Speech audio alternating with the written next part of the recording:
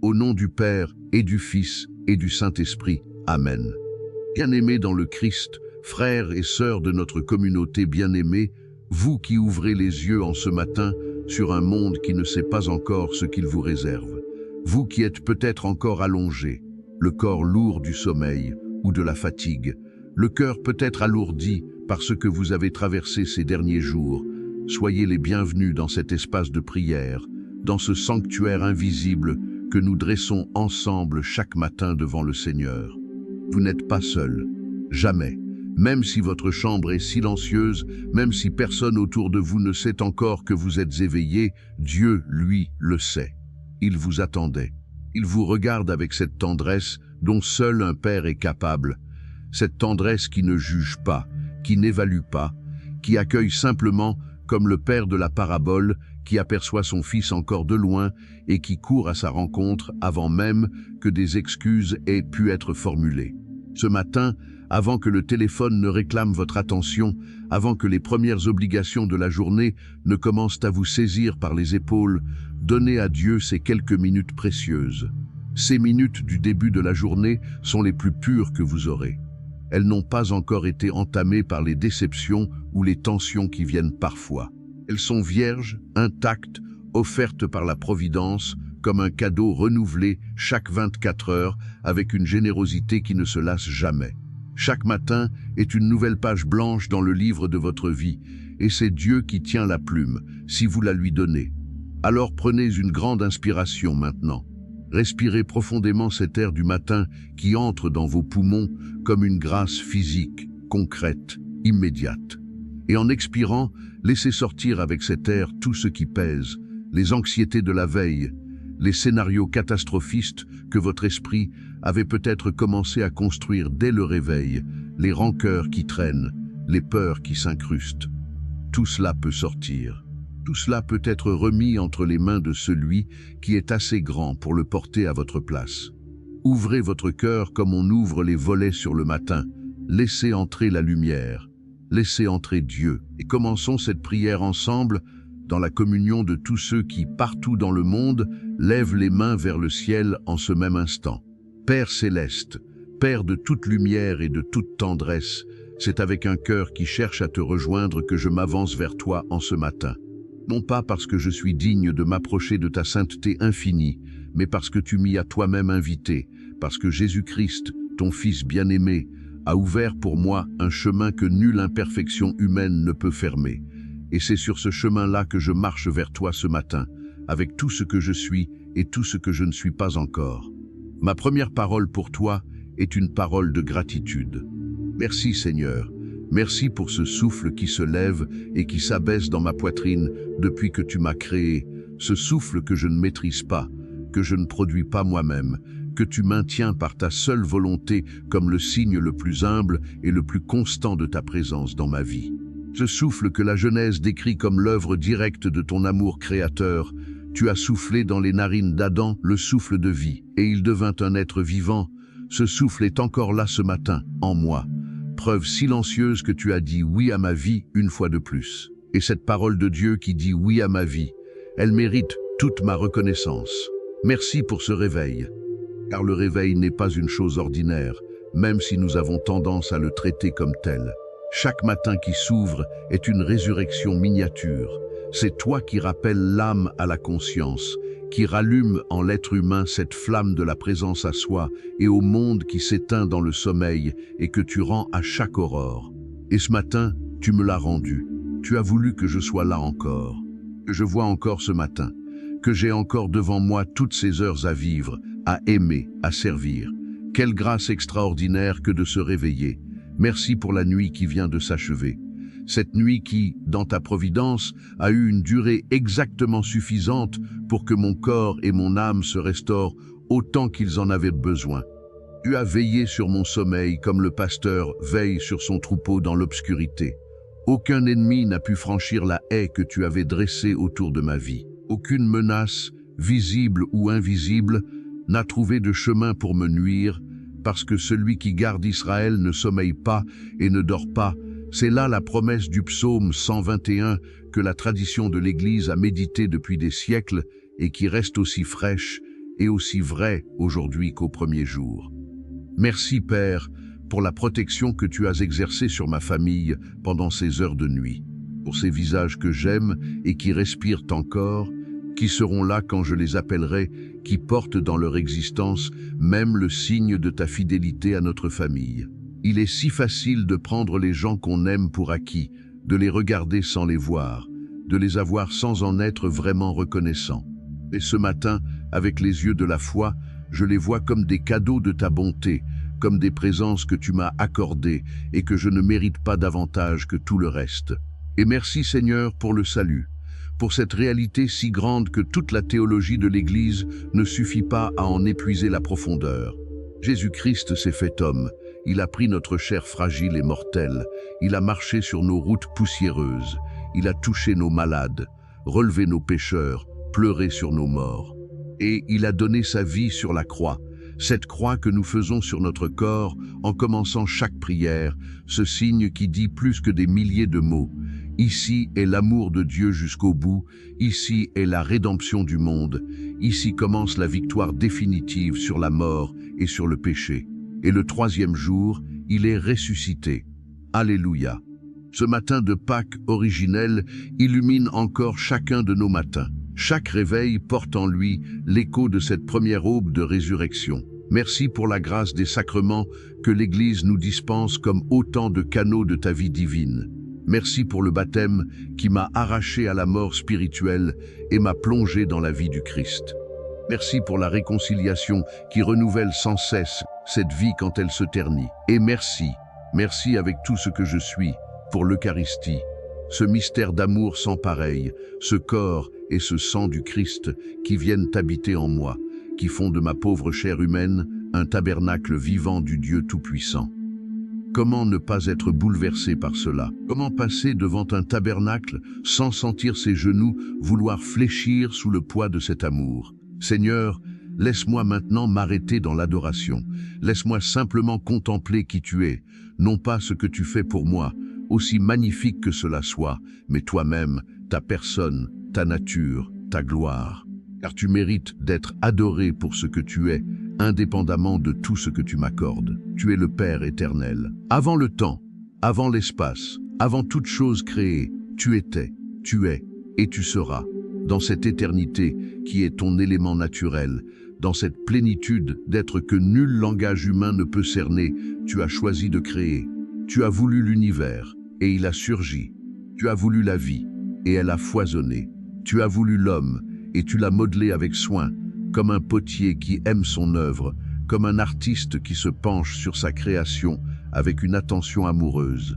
Et dans cet homme que tu as créé, tu as déposé quelque chose de ton image, de ta ressemblance, cette empreinte divine qui fait que nous sommes capables de te chercher, de te trouver, de t'aimer. Tu es le roi des rois, le seigneur des seigneurs. Toute autorité sur la terre et dans le ciel t'appartient, comme Jésus ressuscité l'a déclaré à ses disciples avant de monter au ciel. Les royaumes de ce monde sont fragiles et éphémères. Les empires se lèvent et tombent. Les puissants s'installent et disparaissent. Mais ton règne, lui, n'a pas de fin. Ton trône est établi dans les cieux depuis toujours et pour toujours, et de ce trône tu gouvernes non pas avec la tyrannie de la force brute, mais avec la tendresse de l'amour parfait. Ce paradoxe du roi qui s'agenouille pour laver les pieds de ses serviteurs, c'est Jésus, c'est toi, révélé en lui. Tu es le créateur de toutes choses. Ce matin, si je regarde par ma fenêtre, tout ce que je vois vient de toi. La lumière du soleil qui commence à peine à colorer le ciel, c'est ton œuvre. Les arbres qui s'éveillent au vent léger du matin, c'est ta création. Les oiseaux, dont les premiers chants commencent à se mêler au silence, c'est ta musique. Et moi-même, qui regarde tout cela, qui le ressent, qui en suis ému, je suis ta créature. Non pas une créature quelconque, parmi des milliards d'autres, mais une créature aimée personnellement, nommée, voulue, choisie avant même que le monde soit fondé, comme Paul nous le dit avec tant d'ardeur dans l'épître aux Éphésiens. Tu es mon rocher. Et dans un monde qui change si vite, où les certitudes s'effritent et où les fondements que les hommes croient avoir posés se révèlent moins solides qu'ils ne le paraissaient, ta stabilité est mon ancre. Sur toi, je peux bâtir sans craindre l'effondrement. Sur ta parole, sur tes promesses, sur ton amour immuable, je peux construire une vie entière, une maison spirituelle qui résistera à toutes les tempêtes. Car les tempêtes viendront, elles viennent toujours, mais celui qui bâtit sur le rocher ne sera pas emporté. Tu es le bon berger qui pose sa vie pour ses brebis. Ainsi Jésus s'est-il défini lui-même dans l'évangile de Jean. Non pas le berger mercenaire qui s'enfuit à l'approche du loup, mais le berger bon, fidèle, dont l'amour pour son troupeau est assez fort pour aller jusqu'au sacrifice suprême. Ce berger me connaît. Il connaît mon nom. Il connaît ma voix, mes faiblesses, mes peurs, mes espoirs. Et ce matin, je reconnais sa voix à lui, cette voix douce et ferme à la fois qui dit « Viens, suis-moi, je te montrerai le chemin. Tu es le prince de la paix. » Cette paix que le monde cherche désespérément et ne trouve pas, parce qu'il la cherche dans les mauvaises directions, dans la sécurité matérielle, dans l'absence de conflit, dans l'accord superficiel entre des intérêts divergents. Mais ta paix à toi ne vient pas de l'extérieur. Elle naît en dedans, là où l'Esprit Saint fait sa demeure. Elle est ce calme profond que rien ne peut troubler durablement, parce qu'il est fondé non sur les circonstances, mais sur ta présence. Et ta présence, elle, ne varie pas. Tu es le médecin céleste, Jéhovah Rapha, toi dont les évangiles nous montrent sans cesse les mains tendues vers ceux qui souffrent, les lépreux, les aveugles, les paralytiques, les possédés, les femmes courbées depuis 18 ans, les enfants mourants. Ces mains-là sont encore tendues ce matin vers tous ceux qui souffrent dans notre communauté. Tu n'as pas épuisé ta compassion. Elle se renouvelle avec chaque aurore. Et maintenant, Seigneur, je te confie cette journée, entièrement, sans réserve. Je l'ouvre devant toi comme on ouvre les deux battants d'une grande porte pour te laisser entrer dans chacune de ces heures, dans chacun de ces espaces, dans chacune de ces rencontres. Car ce qui fait la différence entre une journée ordinaire et une journée sanctifiée, ce n'est pas que les événements sont différents, c'est que tu es là, que je le sais, et que cette conscience de ta présence transforme tout ce que je touche. Prends mes pensées, Seigneur. Ces pensées qui sont si mobiles, si difficiles à maîtriser, si promptes à dériver vers l'inquiétude ou la colère ou la tristesse sans même que je m'en aperçoive. L'apôtre nous invite à capturer toute pensée pour la soumettre à l'obéissance du Christ, mais dans mes propres forces, je n'y arrive pas. J'ai besoin de ton esprit pour que mes pensées soient gardées dans ta paix, orientées vers ce qui est vrai, ce qui est beau, ce qui est digne d'éloge. Ce matin, prends le gouvernail de mon esprit et garde-le dans ta lumière. Prends mes paroles, Seigneur. Que rien de ce que je dirai aujourd'hui ne blesse, ne divise, ne décourage celui qui n'avait pas besoin de l'être. Que ma bouche soit un instrument de ta bonté, qu'elle sache encourager celui qui doute, consoler celui qui pleure, corriger avec douceur celui qui s'égare, et garder le silence devant ce qui ne mérite pas d'être dit. L'Écriture nous dit que la mort et la vie sont au pouvoir de la langue. Que ma langue choisisse la vie, aujourd'hui, dans chaque échange. Prends mes décisions, grandes et petites. Pour les petites, garde-moi de la négligence. Pour les grandes, donne-moi la sagesse de te consulter avant d'agir, de ne pas me fier à ma seule intelligence qui est courte et partiale, mais de te faire confiance même quand je ne comprends pas encore le chemin que tu m'indiques. Comme le dit le livre des Proverbes, confie-toi en l'Éternel de tout ton cœur et ne t'appuie pas sur ta propre intelligence. Dans toutes tes voies, reconnais-le et il aplanira tes sentiers. Prends toutes les rencontres de cette journée. Je ne sais pas encore qui je vais croiser, qui m'appellera, qui frappera à ma porte ou qui apparaîtra inopinément dans mon quotidien. Mais toi, tu le sais, et tu peux faire de chaque rencontre une occasion de ta grâce, soit que tu m'utilises pour apporter quelque chose à quelqu'un, soit que tu envoies quelqu'un pour m'apporter ce dont j'ai besoin. Que je sois attentif à ces rendez-vous providentiels que tu organises dans l'invisible et qui se révèlent dans le visible. Prends mes déplacements. Que ta protection soit sur chacune de mes routes. Et prends mon travail, mes études, mes projets. Que tout ce que mes mains feront aujourd'hui soit fait pour ta gloire, avec intégrité, avec excellence, avec le souci du bien commun. Car le travail bien fait est lui aussi une forme de prière. Père Tout-Puissant, je viens maintenant te prier pour la protection de toute notre communauté en ce jour. Car nous vivons dans un monde qui n'est pas neutre, dans un monde où des forces de désordre et de mal s'opposent à la marche de la lumière. Nous ne sommes pas naïfs. L'Écriture nous a avertis. Soyez sobres et veillez. Votre adversaire, le diable, rôde comme un lion rugissant cherchant qui dévorer. Mais nous n'avons pas peur, parce que celui qui est en nous est plus grand que celui qui est dans le monde. Ouvre-nous, Seigneur, de ton armure divine. Ceins nos reins de ta vérité, cette vérité qui est Jésus-Christ lui-même, car il a dit « Je suis la voie, la vérité et la vie ». Que cette vérité soit notre centre, notre boussole, notre référence absolue dans un monde qui a perdu le sens du vrai. Revêt nos poitrines de la justice que le Christ nous a gagnée sur la croix. Chausse nos pieds du zèle pour l'évangile de la paix. Donne-nous le bouclier de la foi pour éteindre les traits enflammés de l'adversaire, ces traits qui prennent tantôt la forme du découragement, tantôt celle de la tentation, tantôt celle du doute. Pose sur nos têtes le casque du salut et mets en nos mains l'épée de l'Esprit qui est ta parole vivante.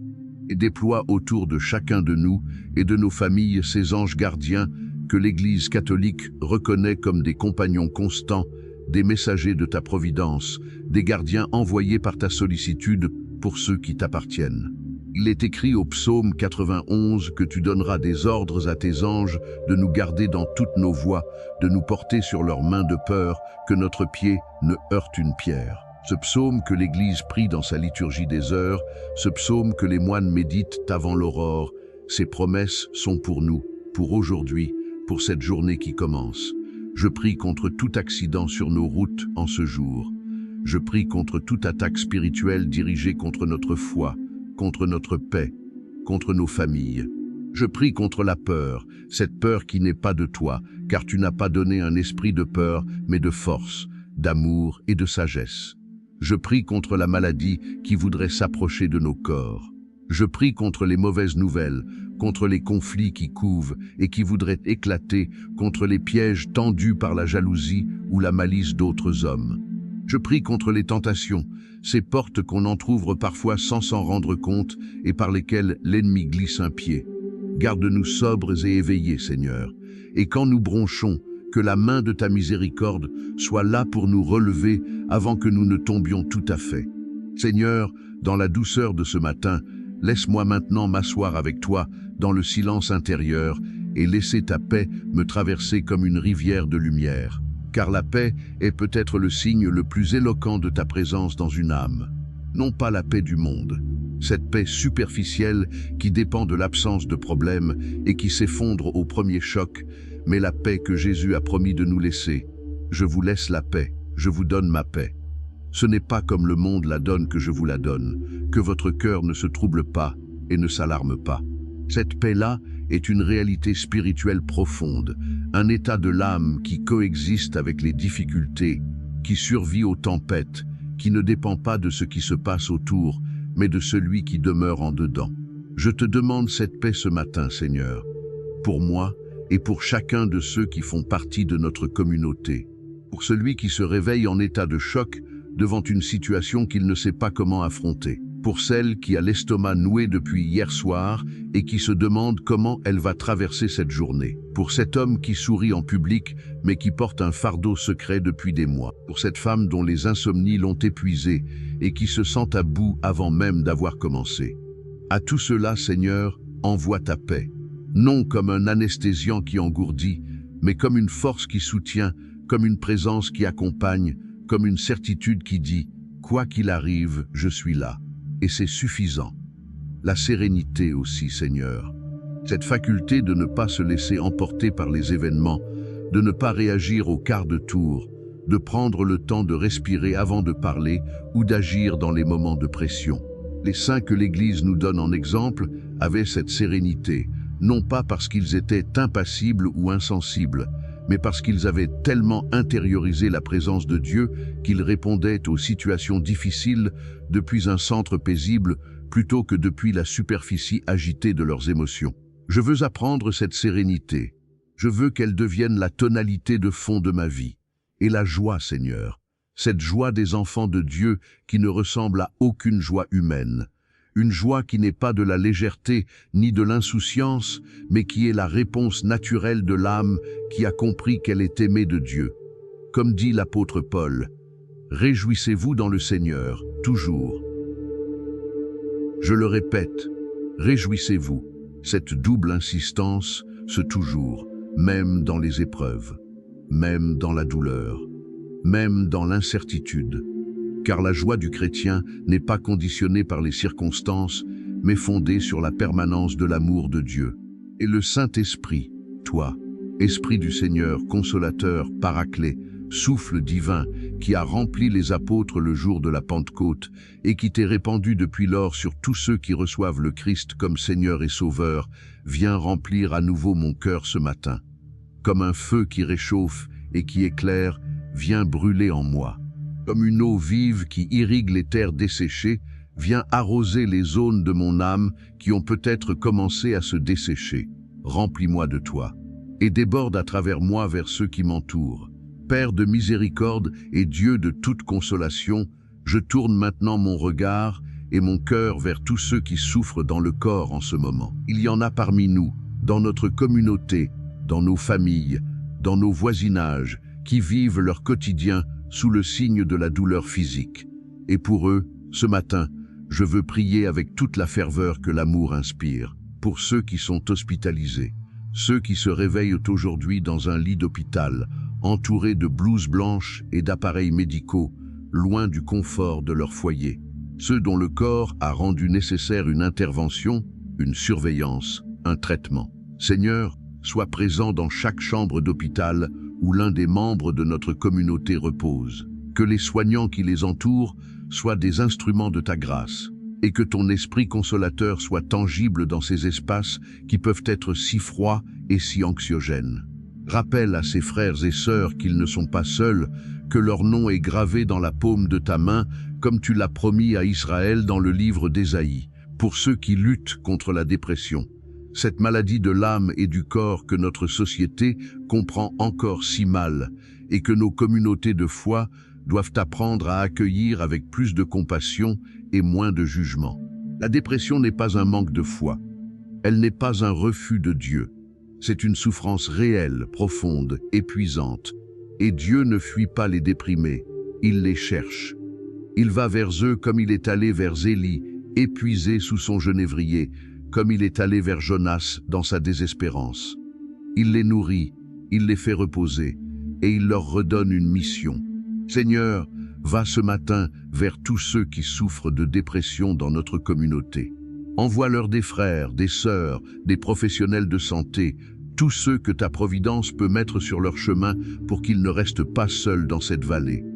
Pour ceux qui vivent sous l'emprise de l'anxiété chronique, cette alarme intérieure qui refuse de se taire, qui grossit chaque risque, qui imagine chaque catastrophe possible avec une précision qui épuise. Seigneur, toi qui as dit à tes disciples de ne pas s'inquiéter pour leur vie, de regarder les oiseaux du ciel que tu nourris et les lits des champs que tu habilles, tu n'as pas dit cela pour minimiser les difficultés réelles, mais pour nous rappeler que tu prends soin de tes créatures avec une attention qui ne relâche jamais. Que cette vérité pénètre aujourd'hui jusqu'aux racines de l'anxiété de ceux qui en souffrent. Pour ceux qui portent des douleurs chroniques, ces personnes dont chaque réveil commence par une rencontre avec une douleur qui les accompagne depuis des mois ou des années, qui ont appris à fonctionner malgré elles, qui ont construit leur vie autour d'elles, mais dont l'usure intérieure est réelle et souvent invisible aux yeux des autres. Seigneur, unis leur souffrance à celle du Christ en croix, car dans la tradition de l'Église, la souffrance vécue en union avec le Christ n'est pas perdue. Elle devient prière, elle devient offrande, elle devient co-rédemption. Et en même temps, si telle est ta volonté, guéris-les. Jéhovah Rapha, le Dieu qui guérit, est encore là. Pour ceux dont les blessures ne sont pas physiques, mais émotionnelles, les traumatismes enfouis, les deuils non résolus, les cœurs brisés par la perte d'un amour ou la trahison d'une confiance, les enfances blessées qui continuent de peser sur les adultes que ces enfants sont devenus. Seigneur, tu es le Dieu qui guérit aussi ces blessures-là. Tu descends jusqu'aux profondeurs les plus inaccessibles de l'âme humaine. et là où aucun thérapeute humain, aussi compétent soit-il, ne peut aller, tu peux y aller, toi, et tu peux guérir. Je te demande cette guérison pour tous ceux de notre communauté qui en ont besoin. Père de toute famille, je te présente maintenant, dans cette prière qui s'élève de notre communauté vers toi, toutes nos familles avec leur beauté et leur fragilité, leur joie et leurs blessures, leur force et leurs besoins. Pour les pères, ceux qui portent la lourde et magnifique responsabilité d'être un signe de ta paternité divine dans leur foyer. Ceux qui réussissent dans cette mission et ceux qui se sentent dépassés. Ceux qui sont présents et ceux que les circonstances éloignent. Ceux qui ont grandi sans père et qui essaient de donner à leurs enfants ce qu'ils n'ont jamais reçu. Seigneur, donne à chaque père le cœur d'un berger, la force d'un protecteur, la tendresse d'un ami et la sagesse d'un guide. Pour les mères, ces femmes dont l'amour est si souvent silencieux, discret, constant, un amour qui se lève avant tout le monde et qui se couche après tout le monde, qui prévoit et qui répare et qui console et qui encourage, un amour dont les enfants ne mesureront la grandeur que bien plus tard. Seigneur, que la Vierge Marie, notre mère dans la foi, intercède pour chaque mère de notre communauté, qu'elle leur obtienne la grâce de la patience, la force dans l'épuisement, la joie dans le don, pour les couples. Ces unions sacrées que vous avez voulues et bénies dans le sacrement du mariage, pour ceux qui vivent leur amour dans la plénitude de la confiance et qui en rendent grâce, et pour ceux qui traversent une saison difficile, une saison de distance, de mécompréhension, de fatigue l'un de l'autre. Seigneur, rappelle à ces couples leur amour d'autrefois, rappelle-leur la promesse qu'ils ont faite devant toi et devant l'Église, et fais de toi le troisième lien de leur union, car le cordon à 3 fils ne rompt pas facilement, dit l'Ecclésiaste. Pour les enfants, ces petits que tu as décrits comme le modèle du royaume en vérité, je vous le dis, si vous ne vous convertissez pas et si vous ne devenez pas comme des enfants, vous n'entrerez pas dans le royaume des cieux. Protège chaque enfant de notre communauté. Protège-le des dangers, des prédateurs, des mauvaises influences, de tout ce qui pourrait blesser sa confiance ou compromettre son développement. Et garde en lui cette capacité d'émerveillement, cette ouverture à toi qui est le germe de la foi. Pour les grands-parents, ces piliers de nos familles qui portent en eux la mémoire de ta fidélité à travers les générations, qui ont prié pour leurs enfants et leurs petits-enfants avec la persévérance de ceux qui savent que la prière ne retourne pas à vide. Dieu de miséricorde, prends soin d'eux dans leur vieillesse, consolide leur santé, et que les dernières années de leur vie soient lumineuses de ta présence.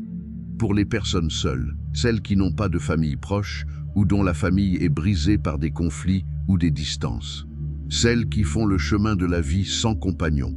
Dieu, tu n'as pas créé l'homme pour la solitude, et là où les circonstances humaines l'imposent, tu peux la transformer en une solitude habitée par toi, en une solitude féconde qui devient prière et offrande. Et envoie à ceux qui souffrent de leur isolement des frères et des sœurs dans la foi qui soit pour eux une présence concrète de ton amour. Seigneur de toute abondance, Père dont la générosité dépasse toute compréhension humaine, je viens maintenant te présenter les besoins matériels et professionnels de notre communauté, avec la confiance d'enfants qui savent que leur Père voit, entend et pourvoit. Je te demande ta faveur divine sur chaque vie, cette faveur qui ouvre les portes fermées, qui dispose les esprits à la bienveillance, qui crée des opportunités là où il n'y en avait apparemment aucune. La faveur de Dieu est une réalité dans la vie de ceux qui te cherchent sincèrement. Elle était sur Joseph, dans la maison de Potiphar et dans la prison et devant Pharaon. Elle était sur Ruth, dans les champs de Boaz. Elle était sur Daniel devant les rois de Babylone. Elle est aussi pour nous, aujourd'hui, si nous marchons humblement avec toi. Pour ceux qui traversent des difficultés financières, les dettes qui s'accumulent, les fins de mois qui ne finissent pas de finir, les peurs pour l'avenir matériel des enfants. Seigneur, tu es Jéhovah Jireh, le Dieu qui pourvoit. Tu l'as fait pour Abraham sur la montagne. Tu le fais encore. Je te confie ces situations de détresse matérielle avec la conviction que rien n'est impossible à Dieu et que ta providence, même si elle ne correspond pas toujours à nos calendriers, n'est jamais en retard. Pour ceux qui cherchent un emploi, ces hommes et ces femmes qui ont envoyé des candidatures, passé des entretiens, attendu des réponses qui ne viennent pas, dont l'estime d'eux-mêmes est fragilisée par chaque refus. Seigneur, ouvre la porte que tu as préparée pour eux, et en attendant que cette porte s'ouvre, donne-leur la persévérance et la dignité de continuer à se lever chaque matin avec espérance. Pour les étudiants de notre communauté, ceux qui préparent des examens importants, qui travaillent dur, qui ont peur de ne pas être à la hauteur, Seigneur, bénis leur intelligence, affine leur mémoire, donne-leur la capacité de concentration et cette sérénité intérieure sans laquelle l'esprit ne peut pas donner le meilleur de lui-même. Et rappelle-leur que tu marches avec eux jusque dans les salles d'examen. Pour les entrepreneurs, les artisans, les commerçants, les créateurs qui portent des projets avec foi et qui ont besoin de ta bénédiction pour les voir aboutir. Que leur travail soit fécond, que leur intégrité soit leur meilleure publicité, et que le succès qu'ils connaîtront soit un témoignage de ta fidélité. Frères et sœurs, il est un domaine que je ne veux pas quitter trop vite dans cette prière, parce qu'il touche à quelque chose de très intime. Ce sont les difficultés personnelles que chacun porte en secret, ces combats invisibles que les autres ne voient pas, mais qui sont bien réels, ces épreuves qui ont parfois le visage de la durée, car ce qui est long est souvent plus épuisant que ce qui est viol mais bref. Il y a parmi nous des personnes qui se battent depuis des mois, peut-être des années, avec une situation qui ne semble pas vouloir se résoudre, qui ont prié, qui ont cherché des solutions, qui ont essayé différentes voies et qui se retrouvent ce matin à peu près au même point qu'au début. Et cette persistance de l'épreuve peut générer une tentation redoutable, celle de croire que Dieu n'entend pas, ou qu'il n'agit pas, ou qu'il a oublié. Je veux dire à chacun de ses frères et sœurs, avec toute la conviction de la foi que l'Église nous a transmise, Dieu n'a pas oublié. Dieu agit. Pas toujours de la façon que nous attendions, pas toujours dans les délais que nous avions espérés, mais il agit. Et son action, même quand elle est invisible à nos yeux, est précise, souveraine et toujours orientée vers notre bien véritable. Pour ceux qui ont pleuré cette nuit, ces larmes qui tombaient dans le silence et dans l'obscurité, que personne n'a vues, Dieu les a vues. Il les a comptées. Le psaume 56 dit avec une image d'une délicatesse bouleversante que Dieu recueille les larmes de ceux qui souffrent. Pas une seule n'est perdue, pas une seule n'est insignifiante. Chaque larme versée dans la sincérité d'une souffrance honnête est une prière que Dieu reçoit avec une attention que nous aurons du mal à imaginer. Pour ceux qui ont été trahis, par des amis, par des membres de leur famille, par des personnes en qui ils avaient placé une confiance totale. La trahison est une blessure d'une profondeur particulière parce qu'elle vient de l'intérieur. Elle touche à quelque chose de fondamental dans notre rapport au monde et aux autres. Seigneur, pour ceux qui portent cette blessure dans notre communauté, je te demande d'être le Dieu de la consolation et le Dieu de la justice. Et donne-leur, dans ton temps, avec ta grâce, la force extraordinaire du pardon qui libère le cœur de celui qui l'accorde bien plus encore que de celui qui le reçoit. Pour ceux qui doutent, qui traversent une crise de foi, qui ne savent plus exactement ce qu'ils croient, qui se demandent si Dieu est vraiment là ou si tout cela n'est qu'une construction de l'esprit humain en quête de sens. Ces doutes-là ne sont pas une trahison. Thomas a douté et Jésus est allé vers lui. Pierre a douté en marchant sur les eaux et Jésus a tendu la main pour le retenir. Le doute peut être le commencement d'une foi plus profonde, plus adulte, plus personnelle. Seigneur, pour ceux qui doutent dans notre communauté, viens à leur rencontre comme tu l'as fait pour Thomas. Montre-leur tes plaies, laisse-les te toucher, et qu'ils puissent s'écrier avec lui, « Mon Seigneur et mon Dieu ». Seigneur, je te demande maintenant quelque chose que seul le Saint-Esprit peut accomplir en nous, la transformation intérieure. Non pas un simple habillage de surface, non pas quelques bonnes résolutions ajoutées à une vie qui reste inchangée dans ses profondeurs, mais une vraie métamorphose, une vraie conversion, ce mouvement permanent du cœur qui se tourne de lui-même vers Dieu et s'éloigne de ce qui ne vient pas de lui. Donne-nous un cœur nouveau, Cette promesse que tu as faite dans le livre d'Ézéchiel, tu l'as accomplie en Jésus-Christ pour tous ceux qui le reçoivent. Un cœur de chair en lieu et place d'un cœur de pierre. Un cœur qui peut être touché, qui peut souffrir et qui peut aimer vraiment, qui peut accueillir les autres sans les juger, qui peut donner sans calculer. Je veux ce cœur-là, Seigneur. Donne-le-moi. Donne-le à chacun de nous. Renouvelle nos pensées, car c'est dans la pensée que beaucoup de nos batailles se jouent. C'est là que le bien et le mal se disputent notre âme. C'est là que la paix ou le trouble prend racine. Saint Paul nous demande d'être transformés par le renouvellement de notre intelligence pour discerner quelle est la volonté de Dieu, bonne, agréable et parfaite. Ce renouvellement-là est l'œuvre du Saint-Esprit, mais il demande notre coopération, notre consentement, notre volonté de laisser la parole de Dieu entrer et travailler. Affermis notre foi, une foi plus mûre qu'hier, plus ancrée, plus libre de la dépendance aux consolations sensibles et plus fondée sur la réalité objective de Dieu lui-même, tel qu'il se révèle dans l'Écriture et dans la tradition vivante de l'Église. Une foi qui peut tenir dans la nuit obscure, une foi qui ne s'évanouit pas quand la prière semble ne pas être entendue, une foi qui sait attendre. Et sanctifie-nous, Seigneur. Ce mot que nous employons parfois sans en mesurer toute la densité. La sanctification, c'est toi qui travailles en nous pour faire ressembler notre vie à celle de Jésus-Christ. C'est un chemin long, exigeant, parsemé de chutes et de relèvements. Mais c'est un chemin qui a une direction et une destination. Et tu es fidèle pour continuer en nous cette œuvre que tu as commencée jusqu'au jour de Jésus-Christ. Père, je reviens vers toi maintenant avec un cœur encore plus chargé de gratitude que lorsque j'ai commencé cette prière. Car parler de toi, contempler ta grandeur et ton amour, prier pour ceux que j'aime et pour le monde que tu as créé, tout cela amplifie la reconnaissance plutôt que de l'épuiser. Et je veux te dire merci encore, et encore, et encore.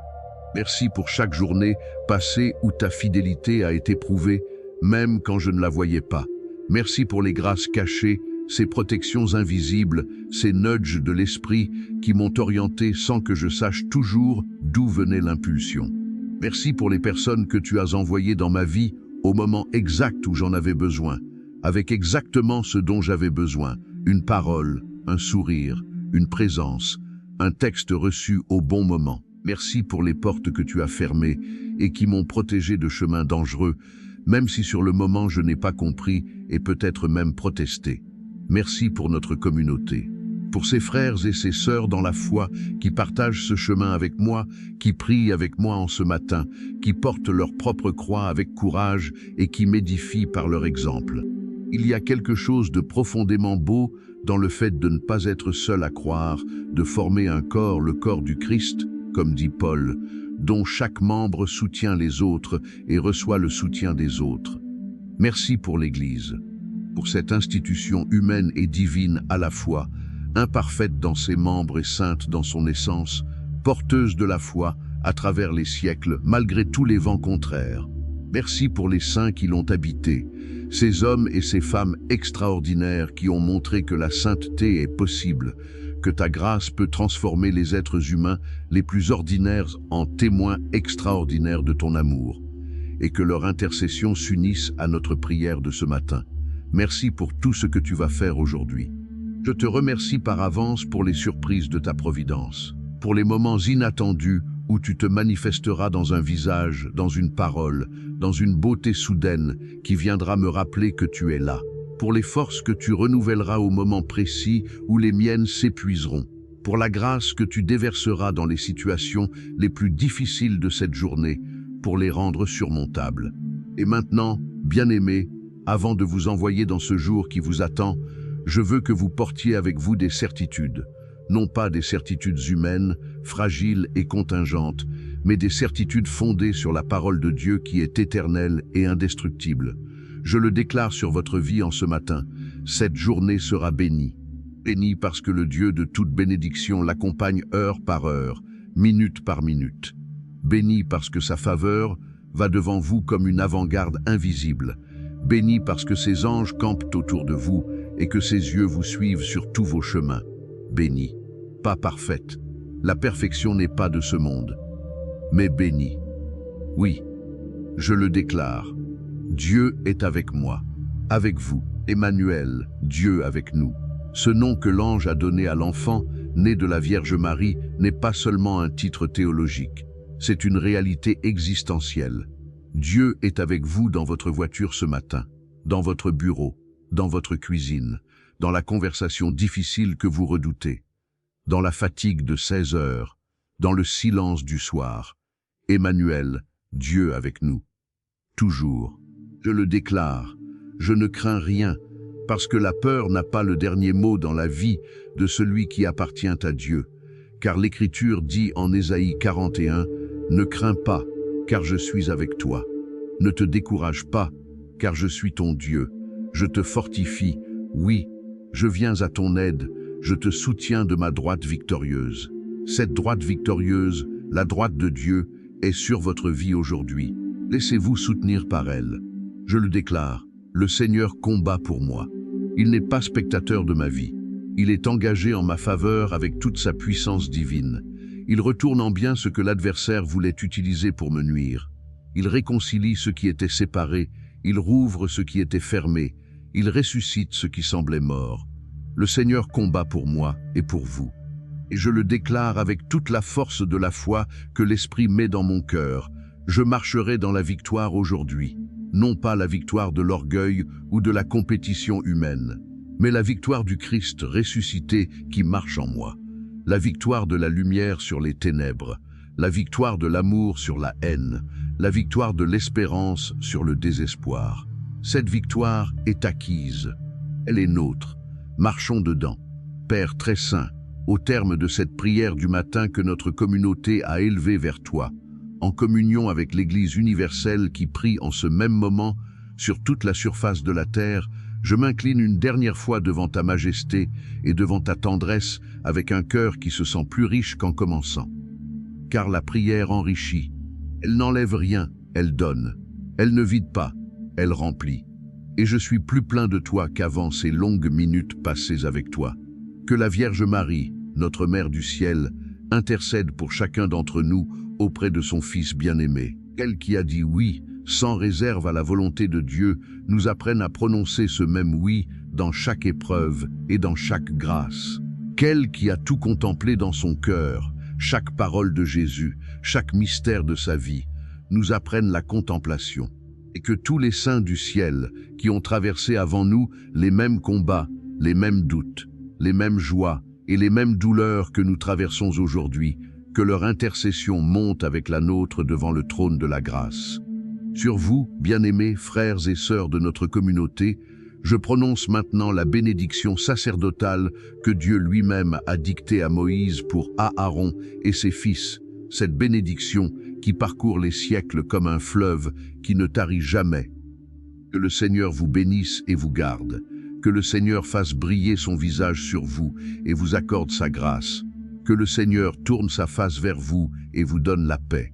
Que cette bénédiction soit active dans votre vie dès maintenant. Que la garde de Dieu soit concrète autour de vous.